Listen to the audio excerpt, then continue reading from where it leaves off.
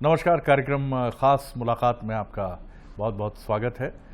और आज इस कार्यक्रम में हमारे साथ जो सेलिब्रिटी हैं उनके लिए सबसे महत्वपूर्ण बात तो ये है कि वो आपके हमारे मध्य प्रदेश से हैं, और मध्य प्रदेश के भी एक ऐसे रीजन से हैं जो न सिर्फ राजनीतिक प्रतिभाओं की खान है, बल्कि राजनीति के अलावा वो कला, संस्कृति और खेल, इनका भी एक बहुत ही इम्पॉर्टेंट सेंटर है। सांस्कृतिक दृष्टि से वो बहुत ही सक्रिय अंचल है।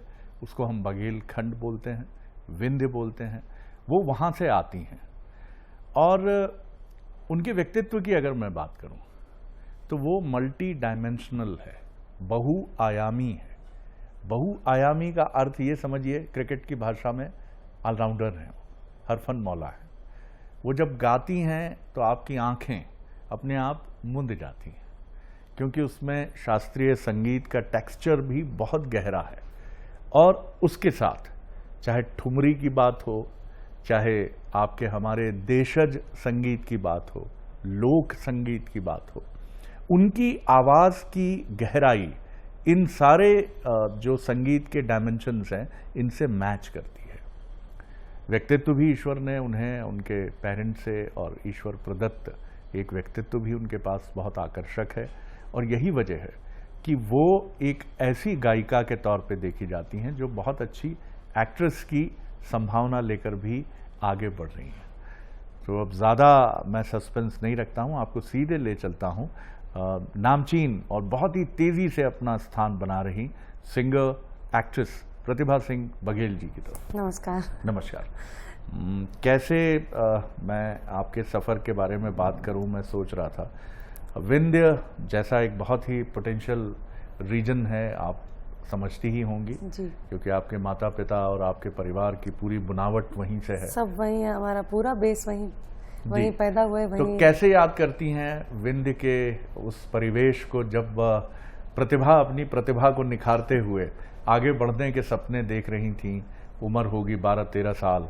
क्या सपना था और घर में किस तरह का परिवेश था? थोड़ा यहाँ से शुरू करके हम आगे बढ़ते हैं। राजपूत फैमिली को बिलोंग करने के साथ में एक हमेशा से डर था पीछे, क्योंकि हमारे कल्चर में इतना ज़्यादा संगीत या फिर किसी भी कला में आगे बढ़ने के लिए बहुत ज़्यादा ओपन माइंड्स नहीं होते थे उस वक्त। नेचुरली जी। तो हमेशा ये होता था कि गाना तो अच्छा गाती है, लेकिन आगे शादी भी करनी है बेटी की। बिल्कुल सही। तो क्या करना है। लेकिन इस मामले में मैं थोड़ा लकी थी कि मेरे पेरेंट्स, क्योंकि घर में संगीत का माहौल बहुत अच्छा था।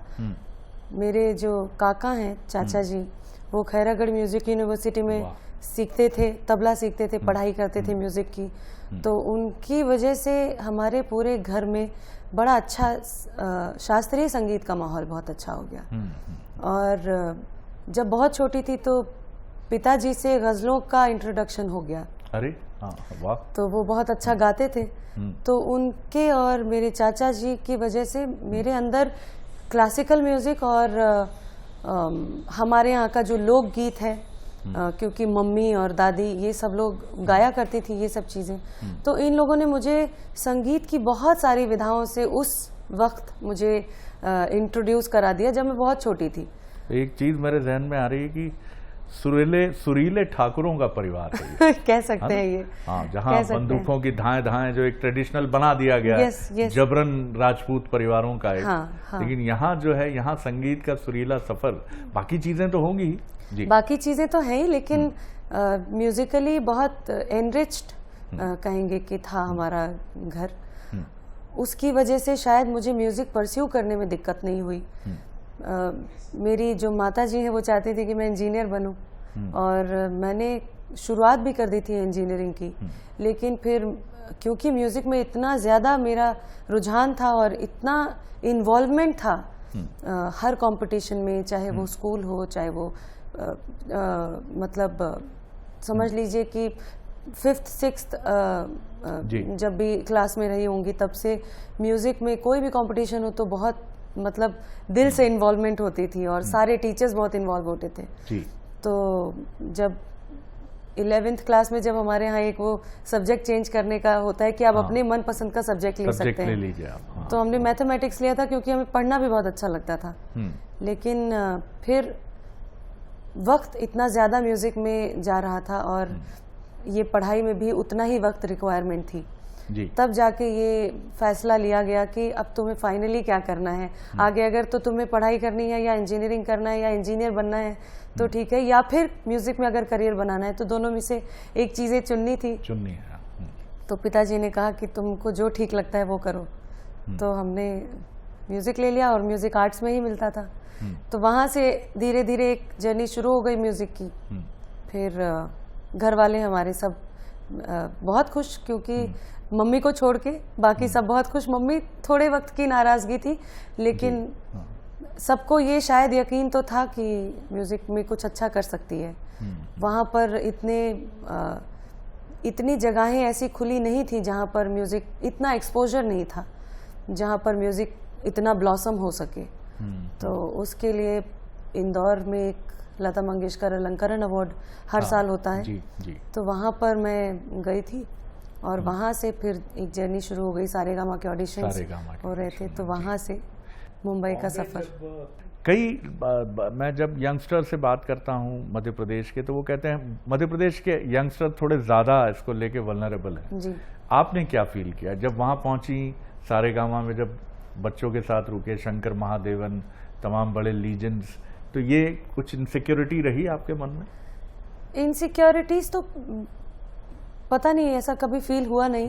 क्योंकि बहुत अपब्रिंगिंग, बहुत तरह की चीज़ें सुनकर वहाँ गई थी, तो ऑलरेडी मन में एक ऐसा एक जजमेंट होता है यार इंसान के अंदर कि ये शहर ऐसा ही होगा, या इस शहर में जो काम होते हैं, फिल्म इंडस्ट्री है, माया नगरी है, ये सब वर्ड्स सुनकर जाना मुंबई में जी। तो एक अंदर से था कि ये शहर तो ऐसा ही होगा, लेकिन वो शहर कम्प्लीटली अलग था मेरे लिए। मुझे ऐसा लगता है इतना प्यार, इतनी अपॉर्चुनिटीज़, और जो भी मेहनत कर सकता है, जिसके अंदर भी लगन है, उस इंसान के लिए मुंबई में हर रास्ता, हर दरवाज़ा खुला हुआ है। तो मुझे कभी, एक तो मेरा वो ब्रेक हो गया जैसे ही मैं सबसे मिली। प्रतिभा जी, लेकिन हम बॉम्बे का, मैं नहीं कहता, आपने एक शब्द इस्तेमाल किया, परसेप्शन। वाकई मैं किसी के बारे में एक बार पढ़ भी रहा था कि आज यथार्थ से ज़्यादा ताकतवर छवि है जी। इमेज बहुत इम्पोर्टेंट है। हम सुशांत सिंह राजपूत का मामला देखते हैं तो एक अलग मुंबई नजर आता है। परसेप्शन है, मैं नहीं जानता, बिल्कुल सही आप देखती होंगी।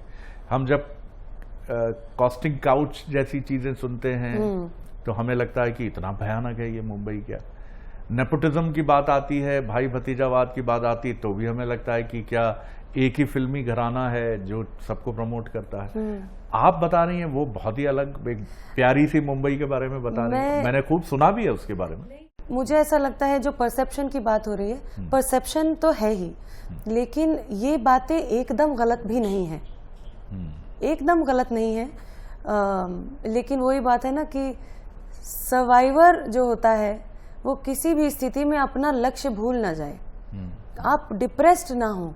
डिप्रेशन किसी भी इंसान को तोड़ सकता है।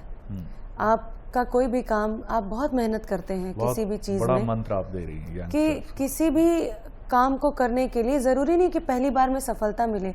मुझे मुंबई गए हुए 15 साल हो चुका है और आज भी उसी, और ये भी बात नहीं कहना चाहती हूँ कि मैं बहुत सफलता के पायदान पे हूँ। अभी भी मैं इसको सफलता और असफलता में रख ही नहीं रही हूँ। मैं इसको एक जर्नी में शामिल कर रही हूँ कि मेरी जर्नी का पार्ट है असफलता और सफलता। जब असफल रही होंगी लोगों के हिसाब से, अगेन कम्स द परसेप्शन, कि जब लोगों को ये लगता होगा कि ये तो आज तो इसका कुछ इतना खास नहीं हो रहा है, मैं तब भी खुश थी और मैं तब भी काम उतने ही लगन से कर रही थी। आज बहुत सारे लोगों को लगता है कि मैं सफल हूँ, लेकिन आज भी मैं इसको बहुत ज़्यादा इस तरह से नहीं लेती हूँ कि मैं बहुत सफल हूँ, क्योंकि मेरे लिए सफलता की लता मंगेशकर जी को देखती हूँ कि सफलता तो उसको भी कह सकते हैं, पर जब उनका सुनती थी तो उनको अभी भी ये रिग्रेट होता था कि मैं जो करना चाहती थी मैं वो नहीं कर पाई। तो देन हमारा परसेप्शन है सफलता और असफलता। इसके लिए ज़रूरी है कि डिप्रेस्ड ना होने का एक ही तरीका है कि आपका जो पारिवारिक जीवन है, मैं इसके लिए बहुत मानती हूँ कि आपकी फैमिली लाइफ रिच होनी चाहिए. That is where you go and be yourself. Most of the times people are fake. जब काम कर रहे होते हैं कई बार बनना भी पड़ता है, क्योंकि आप हर जगह रियल सेल्फ नहीं हो सकते. बिल्कुल सही बात. तो एक ऐसी जगह होनी चाहिए जहां पर आप ये अपनी बाहरी दुनिया से अलग रहें, लोगों के लिए आप सेलिब्रिटी ना रहें. तो मुझे लगता है कि ये सब चीज़ें जब लोगों का अपने परिवार से जब एक कनेक्शन कम हो जाता है बाहर जाने पर, that is where they get weak, I feel. बहुत मैं समझता हूँ कि आपने बहुत गजब का मंत्र दिया है. अमिताभ बच्चन मुझे याद आते हैं, जो घर में हमेशा अपने पेरेंट्स के लिए मुन्ना होते थे. जी. हरिवंश राय बच्चन, अक्सर उनको इसी नाम से, यही नाम था उनका. और जितने वो कनेक्टेड थे तेजी बच्चन से, और हम सब देखते हैं कि जितने डिसिप्लिन्ड वो रहे, ऐसा नहीं है कि जिस व्यक्ति को कहा गया हो कि बास्केटबॉल खेलो, जिससे शिमला रेडियो ने जिसकी आवाज़ खारिज कर दी हो कि ब्लास्टिंग वॉइस है, ये नहीं चलेगी. तो आपने बहुत अच्छी बात कही कि आप अपने परिवार से कनेक्टेड हैं तो डिप्रेशन में नहीं आते. ये मेरा मानना है कि परिवार से कनेक्टेड है, कि हर किसी का परिवार एक जैसा नहीं होता है. सही. शायद मैं इस मामले में अपने आप को बहुत भाग्यशाली समझती हूँ कि मेरा दोनों परिवार, चाहे वो मेड साइड हो या हमारे इन लॉज हो, मुझे दोनों परिवार की तरफ से मैं बहुत अपने आप को भाग्यशाली इसलिए समझती हूँ कि कोई मुझे वो काम करने से रोकता नहीं है जो मुझे सबसे ज़्यादा पसंद है, या जो पसंद भी नहीं, जिस काम के बिना, जिस चीज़ के बिना मैं कुछ हूँ ही नहीं. ये अगर मेरे अस्तित्व की बात करें तो म्यूजिक के बिना मेरा कोई अस्तित्व ही नहीं है. बहुत सुंदर बात आपने जी. हाँ, बात पूरी तो जी. दोनों ही परिवारों ने मेरे इस अस्तित्व को कायम रखने के लिए मुझे सपोर्ट ही किया है. लेकिन इसके लिए भी एक शर्त होती है कि आपका व्यक्तित्व इतना समझ में आने वाला हो, इतना सच्चा और खरा हो कि उसकी एक्सेप्टेंस आपकी फैमिली में भी हो. जी. ये भी एक बहुत ज़रूरी चीज़ है, और उतना ही श्रेय आपके जीवन साथी को और उनके परिवार को है, और उतना ही आपके पेरेंट्स को है. लता जी का नाम आपने लिया, तो लता जी का एक बहुत चर्चित गीत है जो बहुत मिलियन व्यूज़ यूट्यूब पे आपका सॉन्ग है. तो मैं इस समय बिल्कुल बीच में हूँ इंटरव्यू के, तो वो गीत ज़रूर सुनना चाहूँगा आपसे, फिर हम आगे बढ़ते हैं. लग जा गले के फिर ये हंसी रात हो न हो, शायद फिर इस जन्म में मुलाकात हो न हो. लग जा गले के फिर ये हंसी रात हो न हो, शायद फिर इस जन्म में मुलाकात हो न हो, लग जा गले. बहुत खूब. और मुझे लगता है कि एक सिंगर की सबसे बड़ी ताकत ये भी होती है कि वो भले ही किसी नामचीन सिंगर का गाना ले, लेकिन वो उसे अपना बना दे. जी. और ये आपकी गायकी में ये एक बड़ा एलिमेंट देखा. तो इसके लिए क्या शुरू से, क्योंकि मैं आपके व्यक्तित्व को जितना अनुभव कर रहा हूँ आपसे बात करते हुए, तो आप किसी भी चीज़ के साथ आपका भी एक संघर्ष चलता है, ऐसा मुझे लगता है, एक कॉन्फ्लिक्ट चलता है. जी. आप चाहती हैं कि इसको मैं अपने व्यक्तित्व के हिसाब से भी समायोजित करूं, एडजस्ट करूं. क्या ये मैं ठीक हूं? कोई भी चीज़ हो, उसको जब तक आप अपना नहीं बनाइएगा तब तक वो सामने तक पहुंच नहीं पाएगा आपके अंदर की चीज़. तो कोई भी चीज़ लता जी ने अपने ही, अब उनका जो उस वक्त मन में उनके जो भाव रहे होंगे, जिस तरह से सुरों को उनको पेश करना अच्छा लगता होगा, जिस तरह से वो म्यूजिक को बेस्ट एंजॉय करती होंगी, उस तरह से उनका अभिव्यक्ति होती थी उस चीज़ की. जी.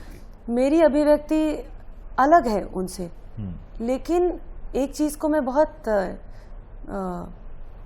स्ट्रांगली मानती हूँ कि जो चीज़ जैसी कही गई है पहले, वो वैसी पहले कहना ज़रूरी है.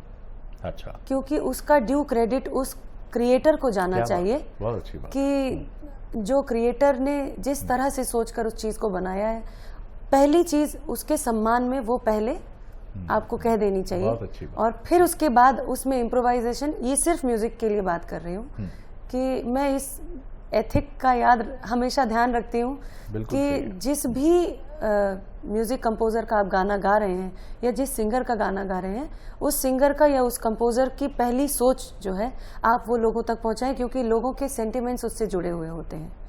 फिर उसके बाद में आप उसको, तो जब आप लोगों के सेंटिमेंट्स लोगों तक पहुंचा देते हैं, कनेक्ट कर देते हैं जब आप उनको, जैसे लता जी या जगजीत सिंह साहब, अगर उनकी कोई भी गजल या फिल्मी गीत आपने एज इट इज गा के उनको सुना दिया, वो जिस तरीके से अटैच्ड हैं, तो वो रिलेट करने लग जाते हैं अपने आप को।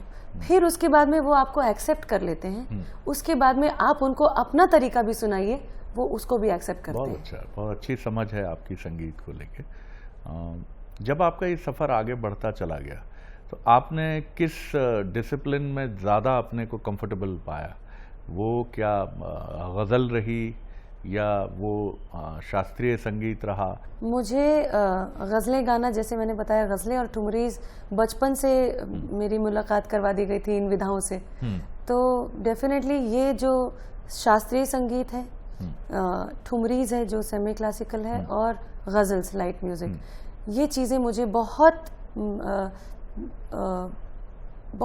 एक्सट्रीमली इंटरेस्ट, और मेरा बहुत दिल लगता है इन चीज़ों में अपने आप, कि मैं कहीं गज़ल सुनूंगी तो मेरा उसमें ज़्यादा दिल लगेगा जी। और जिस चीज़ में दिल लगता है वो चीज़ आप बहुत अच्छी तरह से कर सकते हैं, क्योंकि उसमें मेहनत ज़्यादा कर सकते हैं बिना टायर्ड हुए।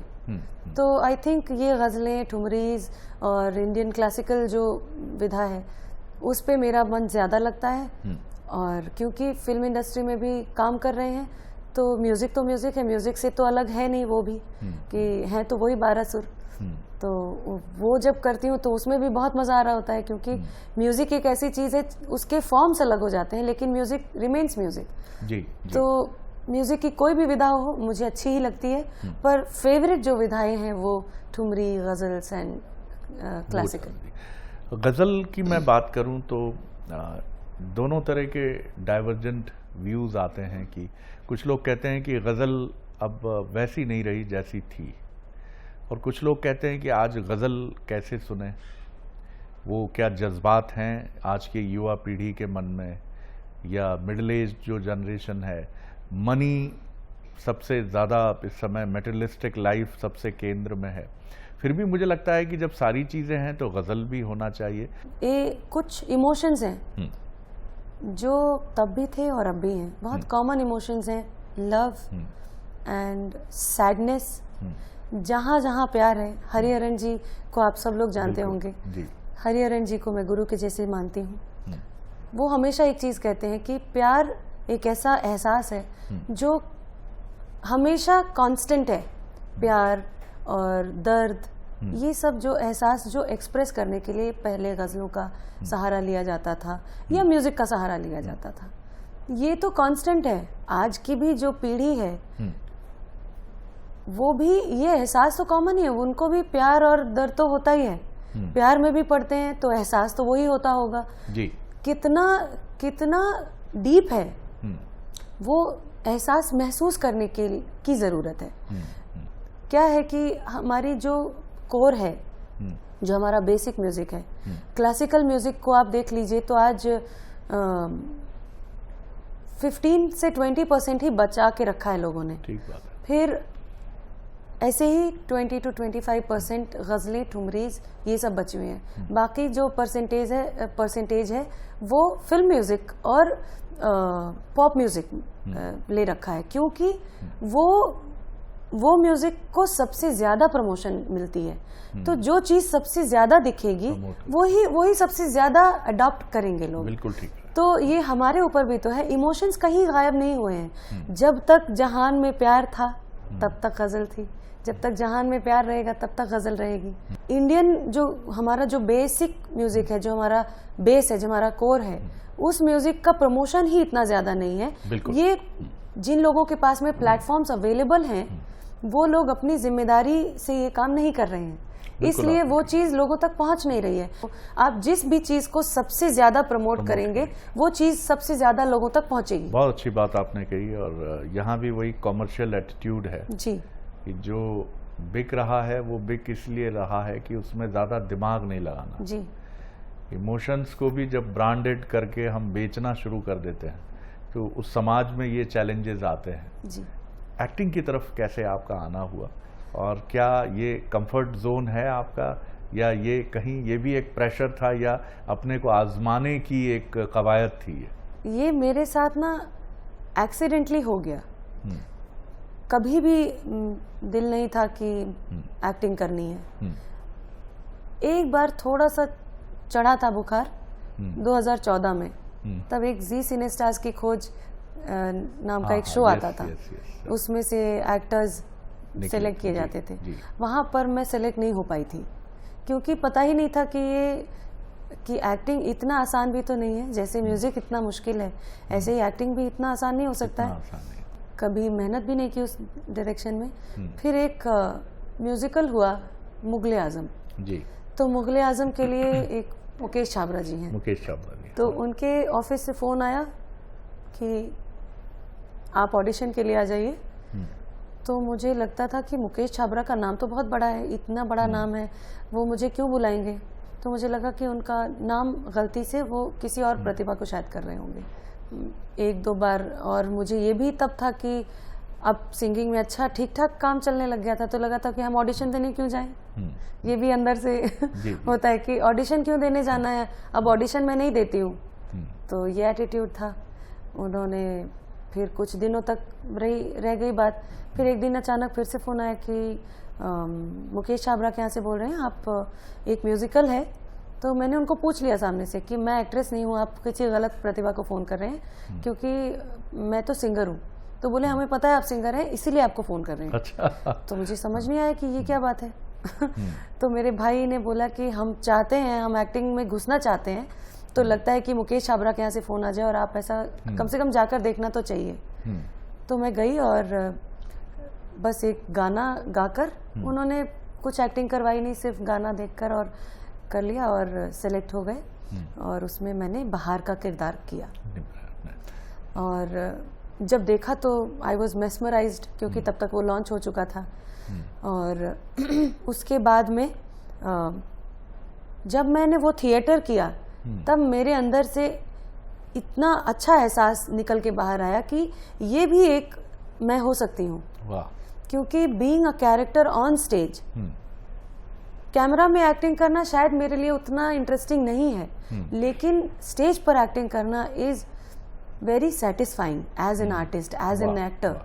क्योंकि आपको अपनी कला का तुरंत आदान प्रदान हो रहा है ऑडियंस के साथ। आगे भी जारी रखेंगे? बिल्कुल जारी रखूंगी। बहुत बढ़िया, बहुत शुभकामनाएं आपको इसके लिए। थिएटर में जरूर जारी रखूंगी। कंक्लूड करूंगा मैं। पहले तो मैं एक लाइन आपसे, अगर बघेली में कुछ आपने नहीं गुनगुनाया तो दर्शक, मुझे देखने वाले और खासतौर से विंध्य रीजन के मेरे जो व्यूअर्स हैं वो मुझे छोड़ेंगे नहीं जी। बघेली का एक फोक मुझे बड़ा अच्छा लगता है बचपन से। स्वागत जी। और उसको कहते हैं सुहाग जी, वो गा देती हूँ। अरे लाली लाली डोलिया जड़े हीरा मोतिया, पहलप कत आवे रे ओहार, रानी के सोहगवा। अरे लाली लाली डोलिया जड़े हीरा मोतिया, पहलप कत आवे रे ओहार, रानी के सोहग। क्या बात है, क्या बात है, क्या बात है। एक भरा हुआ कमरा, बड़ी बड़ी टीकी बिंदी के साथ बैठी हुई हमारी महिलाएं, सब जीवंत हो गया। आपका जो सबसे पसंदीदा जो भी गीत आपको लगता हो, जिसको गाते हुए आप डूब गई हो, ऐसा एक गीत गुनगुनाइए, फिर हम इस बातचीत को विराम देंगे। क्योंकि गज़लों की बात हो रही थी, एक गज़ल से मैं बड़ा सरोकार रखती हूँ जी। कुछ बहुत खूबसूरत शेर है कि